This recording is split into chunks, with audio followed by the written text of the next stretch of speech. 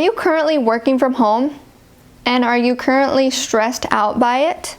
If you have recently transitioned to a work from home life, this is going to be an ideal video for you because there are a lot of adjustments that we have to make, and it can actually be a little more stressful than if you went into the office.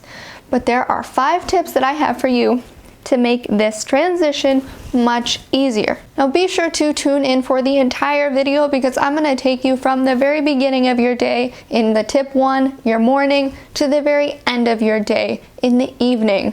So watch all the way through so you can get the most out of this video. If you're new here, welcome. My name is Sarah and I make videos that help you take the person that you want to be, the one that you have of yourself in your mind, and make that person a reality. And where we begin our tips is of course at the beginning of the day. So 1, don't start your day with work. If you start your day with a work meeting or you start your day with a flood of emails, then you're probably guilty of this. When we're working from home, we can be tempted to maybe stay up a little late or maybe just sleep in a little bit, and so we feel empowered to start our day a little later and start our day with work. Of course, this is not so empowering when you wake up and the first thing you get is a work conversation. This can be a huge stressor when you wake up to work because when you get up in the morning, you have relatively clear thoughts. I mean, you just slept, your body regenerated, and you have this nice calm in your mind. The minute that work hits your attention, that goes away much more easily than if you just woke up without work. This is the first part of your day, and it is honestly the simplest thing that you can conquer. The other parts of your day, they can get taken by work and everything else, but the beginning of your day is where you can start off with a clear mind and less stress. So what are the actionables for this item? Actionable 1 is to wake up 30 minutes earlier than your scheduled workday. So you're not going to even be needed because you're not expected to answer things at this time. Actionable item number 2 from this first point is to set downtime on your phone. If you use a smartphone for any of your work communications, whether email or Slack, this one's going to be key for you. So for this tip, it's pretty simple for both the iPhone and Android, presuming you have a smartphone, to set downtime for your phone.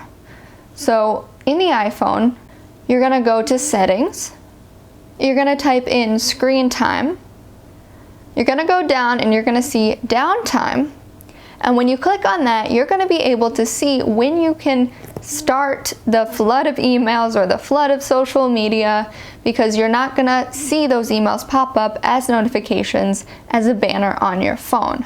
Because if you see if someone messages you, you're probably going to be tempted to answer them. So we're at the part of the day where you've woken up, you've taken time for yourself, now you're sitting down and you're working. So that brings me to point number 2, get a whiteboard. Hear me out on this one. You start working. You've got all these thoughts going, not just about work, because you're home and, well, there are plenty of things that remind you of things you need to do and all of that. So you have to organize your thoughts. But if you are working in a work notebook, for instance, you have all your work stuff in there, but then a thought comes up about non-work. Maybe you have a dentist appointment you need to schedule. Maybe you need to remember to take out the trash. That stuff shouldn't go in your work notepad. It should go somewhere else. That's where the whiteboard comes in. The whiteboard is used to just jot down any to-do you think of. Literally anything. And it goes in this one place. It doesn't have to be a huge whiteboard, so you can see my whiteboard is here, and I love it. I put much more than just my random thoughts on here. I put like a ton of things on this whiteboard. So this, again, can help with your mind clarity and be a little bit more stress-free because you don't have all these things going around in your head. You can just put them on the whiteboard. And the action item for this one is simple. Get a whiteboard. if you're not sold on the idea of a whiteboard just yet, then you might want to also try just putting these items in your phone. If you're interested so far in the video, then be sure to hit that subscribe button and that like button, because you are probably gonna like my other content as well. So now we've got to the part of the day where your stomach starts rumbling, and it is lunchtime. So 3, meal prep. So if you were working in the office on a regular schedule going into the office, you probably were prepping your meals. You had the whole week planned out, or maybe you were just grabbing lunch. Either way, you had an easy way out to get food. But it is a good idea to have food ready for you when you are hungry. It sounds simple, but as I made the transition from working in the office to working from home, I felt like I did not need to make meals. I mean, I have food in the house. I can just make food when I need it. So why do I need to prep for the whole entire week? Well, it's a big time saver, and it keeps you stress-free because you don't have to think about what you're eating that day. It is so easy to open the cupboard when you're hungry and turn to the most common things in your pantry, which does not make for a good lunching experience. Just because you're working from home doesn't mean you don't need all that Tupperware you've got. Am I right? Unless, of course, you're my fiance who makes a meal, in a pan or something, and then they take the pan when they're done and they just open the fridge and they put the pan in the fridge. Yep, don't need any Tupperware for that now, do we? So the actionable from this is pretty simple. You need to dedicate some time over the weekend, most likely, or maybe you want to do it on a Monday, but dedicate 2, 3, 4 hours, however long you need to cook, for meal prep. So you just finished eating, you finish off your work day, you got that whiteboard to put all your notes on when you want, you're set. Now it rolls around to the end of your work day. So we get to number 4. Change rooms at the end of the work day. Or if you are in an apartment or just a very small house, at least change your positioning.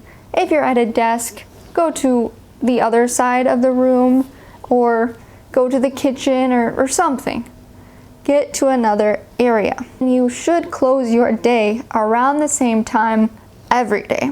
So the actionable item for this is, of course, getting yourself out of your room into another room and actually committing yourself to it. In fact, committing someone else to tell you to get out of your room. Changing your surroundings means that your mind is in a new state. It's in a new space of mind. And really, just drag yourself. I mean it. Just get up and move. And this will help with your stress because you are ending your work thoughts and going on to something new. You're continuing on to your home life, and they are separate things. The way we build a habit is by being in the right place at the right time. So naturally, if you want to build a habit of ending your workday, you're going to want to be not in front of your workstation at a certain time. We've made it to the end of the workday, but we haven't made it to the end of the day. So number 5, don't overestimate the time that you have gained by working from home. So presuming you have made this transition to working from home, you're going to see, of course, a lot of benefits from working from home. You're going to think about all the time you save by working from home. So say it takes you about 30 minutes to go to work and 30 minutes to come back. So that's an hour gained, you say?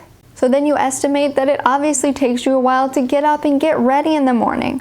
So that takes probably 45 minutes of your day. And once you get home too, it's about 15 minutes for you to get comfortable. So that's about 2 hours a day times 5. That is 10 hours that we're saving. And heck, it could be more if you drop your kids off in the morning, if you have a longer commute, if whatever else in your life. You now don't have to do those things because you're working from home. And that is great. But if you are to think, I have 10 more hours to do whatever I want, this is amazing. I'm gonna watch more movies, I'm gonna work out more, I'm gonna start a side project, it goes on.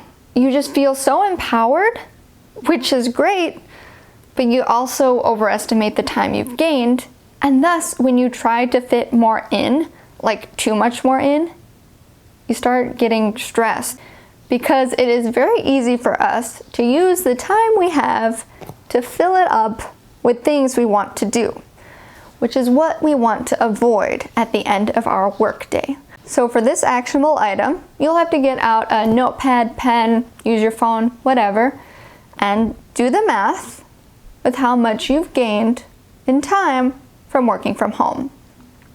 You've probably done this in your head, but put it down on paper. And then list out the things that you now do that you didn't used to do before working from home.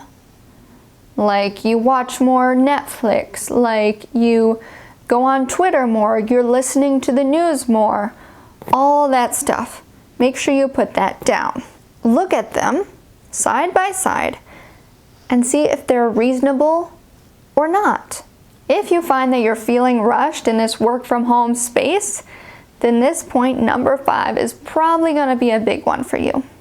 This video is part of my work from home series, and if your ideal self is one that is working from home and wants to have more meaningful conversations with their coworkers, you're going to click here.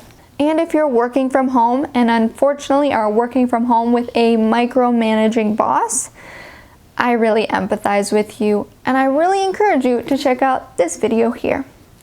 Thanks all for watching. I hope your day is as meaningful as you make it to be.